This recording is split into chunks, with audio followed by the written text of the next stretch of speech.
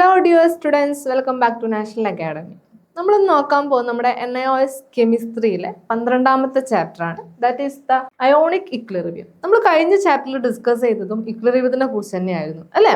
അവിടെ നമ്മൾ പറഞ്ഞിട്ടുണ്ടായിരുന്നു ഒരു കെമിക്കൽ ഇക്ലിറിബിയത്തിനെ കുറിച്ചിട്ടാണ്. മെയിൻലി ഒരു കെമിക്കൽ ഇക്ലിറിബിയത്തിന്റെ പ്രോപ്പർട്ടീസും കാര്യങ്ങളൊക്കെയാണ് നമ്മൾ കഴിഞ്ഞ ചാപ്റ്ററിൽ ഡിസ്കസ് ചെയ്തത്. ഇന്ന് നമ്മൾ നോക്കാൻ പോകുന്നത് അയോണിക് ഇക്ലിറിബിയത്തിനെ കുറിച്ചാണ്. ഓക്കെ, നമുക്ക് സ്റ്റാർട്ട് ചെയ്യാം. അപ്പോൾ ഈ അയോണിക് ഇക്ലിറിബിയം എന്ന ചാപ്റ്ററിൽ നമ്മൾ അറിഞ്ഞിരിക്കേണ്ട കുറച്ച് കാര്യങ്ങളുണ്ട്. ഇലക്ട്രോലൈറ്റ് എന്താണ്, ഇലക്ട്രോലൈറ്റിന്റെ ടൈപ്സ് ഏതൊക്കെയാണ്, അതുപോലെ തന്നെ ആസിഡ് എന്താണ്, ബേസ് എന്താണ്, pH വാല്യൂ എന്താണ്, pH വാല്യൂ എങ്ങനെയാണ് കണ്ടുപിടിക്കേണ്ടത്, ഇങ്ങനെയുള്ള കാര്യങ്ങളൊക്കെയാണ് നമുക്ക് ഈ ചാപ്റ്ററിൽ മെയിൻലി വരുന്നത്. അപ്പം ഇലക്ട്രോലൈറ്റ് എന്ന് പറഞ്ഞു കഴിഞ്ഞാൽ എന്താണ്? It's A compound which when dissolved in water produce ions. അതായത് വാട്ടറിൽ ഡിസോൾവ് ചെയ്യുന്ന സമയത്ത് അയോൺസ് പ്രൊഡ്യൂസ് ചെയ്യുന്ന കോമ്പൗണ്ടിനെയാണ് നമ്മൾ ഇലക്ട്രോലൈറ്റുകൾ എന്ന് പറയുന്നത്. ഇലക്ട്രോലൈറ്റ് മെയിൻലി രണ്ട് ടൈപ്പാണുള്ളത്. സ്ട്രോങ് ഇലക്ട്രോലൈറ്റും ഉണ്ട്, വീക്ക് ഇലക്ട്രോലൈറ്റും ഉണ്ട്. സ്ട്രോങ് ഇലക്ട്രോലൈറ്റ് എന്ന് പറഞ്ഞു കഴിഞ്ഞാൽ നമ്മൾ വാട്ടറിൽ ഡിസോൾവ് ചെയ്യുന്ന സമയത്ത് അത് കംപ്ലീറ്റ്ലി അയോൺസ് ആയിട്ട് ഡിസോസിയേറ്റ് ചെയ്യുന്നുണ്ടെങ്കിൽ അതിനെ നമ്മൾ സ്ട്രോങ് ഇലക്ട്രോലൈറ്റ് എന്ന് പറയും. എന്നാൽ വീക്ക് ഇലക്ട്രോലൈറ്റ് എന്ന് പറഞ്ഞു കഴിഞ്ഞാൽ പാർഷ്യലി മാത്രമേ അതിൻ്റെ സൊല്യൂഷൻസിനകത്ത് അത് ഡിസോസിയേറ്റ് ചെയ്യുന്നുള്ളൂ എങ്കിൽ അതിനെ നമ്മൾ വീക്ക് ഇലക്ട്രോലൈറ്റ് എന്നാണ് അറിയപ്പെടുന്നത്. ഇനി ആസിഡ് ബേസ് എന്താണ്? ആസിഡ് എന്താണ് ബേസ്? ഈ ആസിഡും ബേസും എന്താണെന്ന് പറയാൻ വേണ്ടിയിട്ട് ഒരുപാട് കൺസെപ്റ്റുകൾ കൊണ്ടുവന്നിട്ടുണ്ട്. അതിൽ 3 കൺസെപ്റ്റാണ് നമുക്ക് പഠിക്കാനുള്ളത്. That is the Arrhenius concept, Bronsted Lowry concept and Lewis concept. ഇങ്ങനെ 3 കൺസെപ്റ്റുകളാണ് നമുക്ക് ആസിഡ് ബേസിൻ്റെ നമുക്ക് പഠിക്കാൻ വേണ്ടിയിട്ടുള്ളത്. അതിലെ ഫസ്റ്റ് കൺസെപ്റ്റ് ആണ് അറീനിയസ് കൺസെപ്റ്റ്. അറീനിയസ് കൺസെപ്റ്റ് എന്താന്ന് പറയുന്നത്, acid is a substance capable of producing hydrogen ions by dissociating in a aqueous solution. അതായത് അക്വസ് സൊല്യൂഷനിൽ ഡിസോസിയേറ്റ് ചെയ്യുന്ന സമയത്ത് ഹൈഡ്രജൻ അയോൺസ് പ്രൊഡ്യൂസ് ചെയ്യാൻ കേപ്പബിൾ ആയിട്ടുള്ള കോമ്പൗണ്ടിനെയാണ് നമ്മൾ ആസിഡ് എന്ന് പറയുന്നത്. എന്നാൽ ബേസ് എന്ന് പറഞ്ഞു കഴിഞ്ഞപ്പോൾ എന്തായിരിക്കും?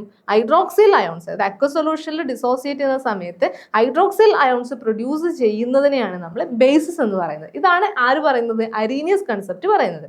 എന്നാൽ ബ്രോൺസൺ ലോറി കൺസെപ്റ്റ് പറയുന്നത് acid is defined as A proton donor. Acid എന്ന് പറഞ്ഞു കഴിഞ്ഞാൽ ഒരു പ്രോട്ടോൺ ഡോണർ ആയിരിക്കും, ബേസ് എന്ന് പറഞ്ഞു കഴിഞ്ഞാൽ ഒരു പ്രോട്ടോൺ അക്സെപ്റ്റർ ആയിരിക്കും എന്നാണ് നമ്മളെ ബ്രോൺസ്റ്റൺ ലോറി കൺസെപ്റ്റ് പറയുന്നത്. അപ്പം ഈ ആസിഡ് ബേസ് ഇക്ലിറിബിയം അറ്റൈൻ ചെയ്യുന്ന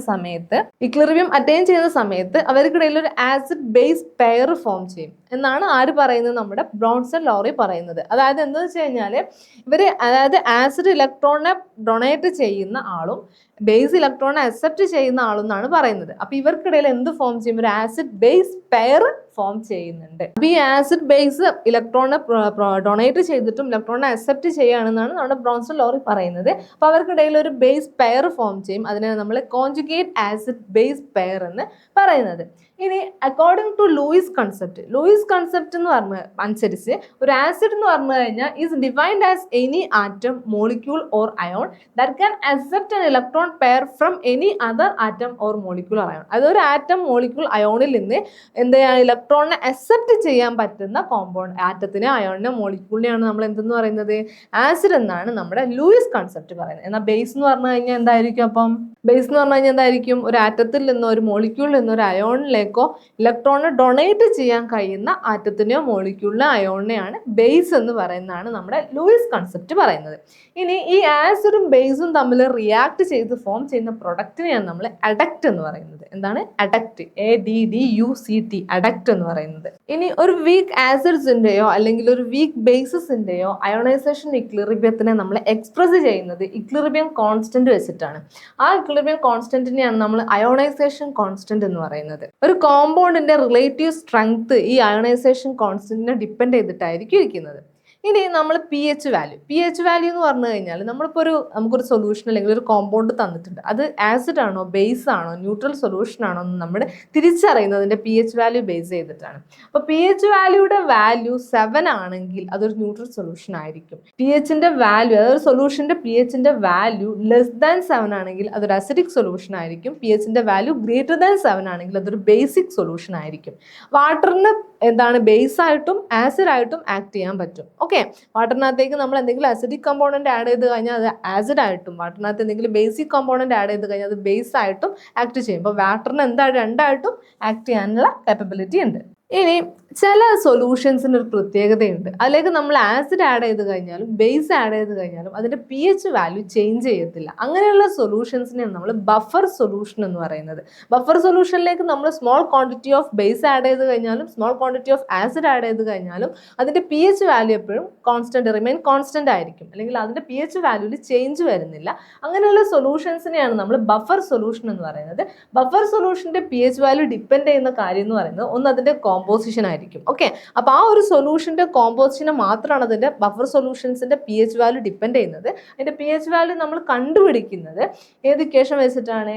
ഹെൻഡേഴ്സൺ-എയ്സൽബാക്ക് ഇക്വേഷൻ വെച്ചിട്ടാണ് നമ്മൾ ബഫർ സൊല്യൂഷന്റെ പി എച്ച് വാല്യൂ കണ്ടുപിടിക്കുന്നത്. ഇമ്പോർട്ടൻ്റ് ആയിട്ടുള്ളൊരു ടോപ്പിക്കാണ്. ഹെൻഡേഴ്സൺ-എയ്സൽബാക്ക് ഇക്വേഷൻ വെച്ചിട്ടാണ് നമ്മൾ ബഫർ സൊല്യൂഷന്റെ പി എച്ച് വാല്യൂ നമ്മൾ കാൽക്കുലേറ്റ് ചെയ്യുന്നത്. ഇനി ഒരു സ്പാരിംഗ്ലി സോളിബിൾ സാൾട്ടിന്റെ ഒരു സൊല്യൂഷനകത്ത് ഇക്ലിറിബിയം അല്ലെങ്കിൽ ഇക്ലിറിബിയം എക്സിസ്റ്റ് ചെയ്യുന്നത് ഏതൊക്കെ തമ്മിലായിരിക്കും?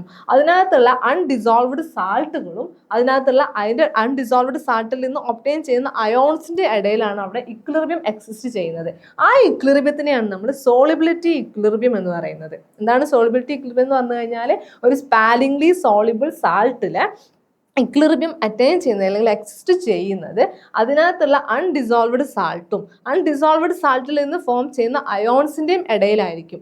ആ ഇക്ലിറിബിയത്തിനെയാണ് നമ്മൾ എന്തെന്ന് പറയുന്നത്? സോളിബിലിറ്റി ഇക്ലിറിബിയം എന്ന് പറയുന്നത്. ഈ സോളിബിലിറ്റി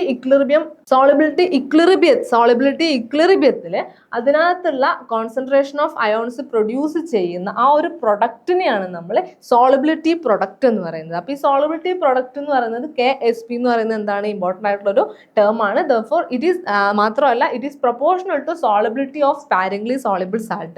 Sparingly soluble saltന്റെ solubilityയെ ഈ KSP എന്ത് ചെയ്യുന്നുണ്ട്? അതിന് പ്രൊപ്പോർഷണൽ ആയിരിക്കും എന്നാണ് പറയുന്നത്. ഇത്രയാണ് നമ്മുടെ 12th ചാപ്റ്ററിൽ വരുന്ന മെയിൻ ടോപ്പിക്സ് എന്ന് പറയുന്നത്. ഇതിൽ നിന്ന് മെയിൻലി എപ്പോഴും ചോദിച്ച് കണ്ടൊരു question P H value calculate ചെയ്യാൻ വേണ്ടിയിട്ടാണ്. നമുക്ക് ഡിഫറെൻറ്റ് ടൈപ്പ് ഓഫ് റിയാക്ഷൻസ് അല്ലെങ്കിൽ ഡിഫറെൻറ്റ് ടൈപ്പ് ഓഫ് കോമ്പൗണ്ടുകൾ തന്നിട്ട് അതിൻ്റെ പി എച്ച് വാല്യൂ കാൽക്കുലേറ്റ് ചെയ്യാൻ വേണ്ടി പറയാറുണ്ട്. അപ്പോൾ അങ്ങനെ ഒരു ക്വസ്റ്റ്യൻ നമുക്ക് ഈ ഒരു ചാപ്റ്ററിൽ നിന്ന് എക്സ്പെക്ട് ചെയ്യാൻ പറ്റും. അതുപോലെ തന്നെ നമ്മൾ കഴിഞ്ഞ ചാപ്റ്ററിൽ ഡിസ്കസ് ചെയ്ത പോലെ തന്നെ ഇക്ലിറിബിയം കോൺസ്റ്റന്റിന്റെ വാല്യൂ ഒരു സോളിബിലിറ്റി ഇക്ലിറിബിയം കോൺസ്റ്റന്റിന്റെ വാല്യൂ കണ്ടുപിടിക്കാൻ വേണ്ടിയിട്ട് നമുക്ക് ഒരു റിയാക്ഷൻ തന്നിട്ട് അതിനകത്ത് അതിന്റെ കെയുടെ വാല്യൂ എത്രയാണ്, അപ്പൊ അങ്ങനെയുള്ള കാര്യങ്ങളൊക്കെ കണ്ടുപിടിക്കാനാണ് മെയിൻലി ഈ ഒരു ടോപ്പിക്കിൽ നിന്ന് ചോദിച്ച് കണ്ടിട്ടുള്ള ക്വസ്റ്റ്യൻസ്. പിന്നെ ഈ പറഞ്ഞ പോലെ തന്നെ ഒബ്ജക്റ്റീവ് ടൈപ്പ് ക്വസ്റ്റ്യൻസും ചോദിച്ചിട്ടുണ്ട്.